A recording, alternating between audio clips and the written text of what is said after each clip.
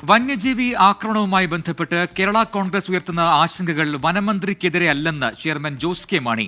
മന്ത്രിക്കെതിരായുള്ള വിമർശനങ്ങളായി ഒന്നിനെയും വ്യാഖ്യാനിക്കേണ്ടതില്ല.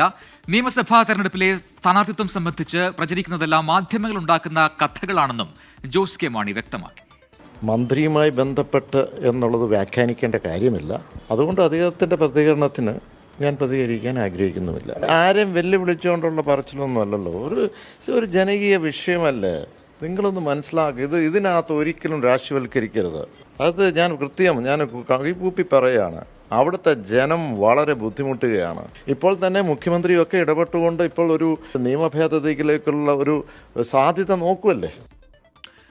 Toby Johnson കോട്ടയത്ത് ചേരുന്ന കൂടുതൽ വിവരങ്ങളുമായി. ടോബി, കഴിഞ്ഞ കുറച്ച് ദിവസങ്ങളായി LDF-നകത്ത് പ്രത്യേകിച്ചും NCPക്കും കേരള കോൺഗ്രസ് എമ്മിനും ഇടയിൽ പുകയുന്ന ചില പ്രശ്നങ്ങൾ, അത് പൂർണ്ണമായും അവസാനിപ്പിക്കാനുള്ള ശ്രമം ജോസ് കെ മാണിയുടെ ഭാഗത്തുണ്ടാകുന്നു എന്നാണോ ഈ പ്രതികരണത്തിലൂടെ മനസ്സിലാക്കേണ്ടത്? ആദ്യം വന്യജീവി ആക്രമണവുമായി ബന്ധപ്പെട്ടുണ്ടായ വിമർശനങ്ങൾ, അതിൽ വനമന്ത്രി നടത്തിയ മുന്നണി മര്യാദകൾ ലംഘിക്കുന്നു എന്നടക്കമുള്ള വിമർശനങ്ങൾ അല്ലെങ്കിൽ പരാമർശം, അതെല്ലാം ഇനിയിപ്പോൾ വേണ്ടതില്ല, അത്തരം രീതിയിലേക്ക് പോകേണ്ടതില്ല എന്നാണോ ജോസ് കെ മാണി ഉദ്ദേശിക്കുന്നത്? പ്രജിൻ, അങ്ങനെ ഒരു വിവാദത്തിലേക്ക് പോകേണ്ടതില്ല എന്നുള്ളതല്ല. ഈ മന്ത്രിക്കൊരു നേരിട്ടുള്ള ഒരു മറുപടി തങ്ങൾ കൊടുക്കുന്നില്ല എന്നാണ് ജോസ് കെ മാണി പറഞ്ഞു വെക്കുന്നത്. പക്ഷേ അപ്പോഴും ആ വിഷയം അവിടെ സജീവമായി തന്നെ നിൽക്കുന്നുണ്ട്. അതായത് കഴിഞ്ഞ കുറേ നാളുകളായി ഈ വന്യജീവി ആക്രമണവുമായി ബന്ധപ്പെട്ട് കേരള കോൺഗ്രസ് ശക്തമായിട്ടുള്ള വിമർശനം വനം വകുപ്പിനെതിരെ നടത്തുന്നുണ്ട്. ഒരിടയ്ക്ക് ഈ വനം വകുപ്പ് ഉദ്യോഗസ്ഥർ അവർ സ്വീകരിക്കുന്ന നിലപാടുകളെ അതിരൂക്ഷമായിട്ട് ഈ ആളുകൾക്കെതിരെ കേസെടുക്കുന്ന അടക്കമുള്ള വിഷയങ്ങളിൽ അതിരൂക്ഷ വിമർശനം നമ്മുടെ ചാനലിലൂടെ തന്നെ അദ്ദേഹം നടത്തിയിട്ടുണ്ട്.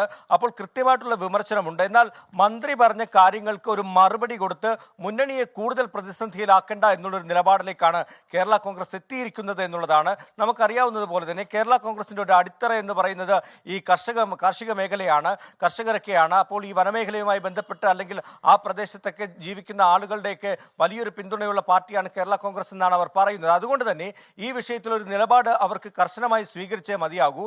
മന്ത്രിക്ക് മറുപടി പറയാനില്ലെന്ന് പറയുമ്പോഴും ഇതൊരു വലിയ വിഷയമാണ് എന്ന് ജോസ് കെ മാണി പറയുന്നിടത്താണ് അതിൻ്റെ ഒരു പോയിന്റ്, ഒരു മർമ്മം ഇരിക്കുന്നത്. ആ വിഷയത്തിൽ ഉറച്ചു നിൽക്കാൻ ജോസ് കെ മാണി തീരുമാനിച്ചാൽ വരും ദിവസങ്ങളിലും സമാനമായിട്ടുള്ള ആരോപണ പ്രത്യാരോപണങ്ങൾ ഉണ്ടാകാൻ സാധ്യതയുണ്ട്. അതിനപ്പുറത്തേക്ക് ഇതൊരു മുന്നണിയെ തന്നെ ബാധിക്കുന്ന തരത്തിലേക്ക് ഈ പ്രശ്നം വളർത്തിക്കൊണ്ടു പോകാൻ എന്തായാലും LDF-ഉം തയ്യാറാകില്ല.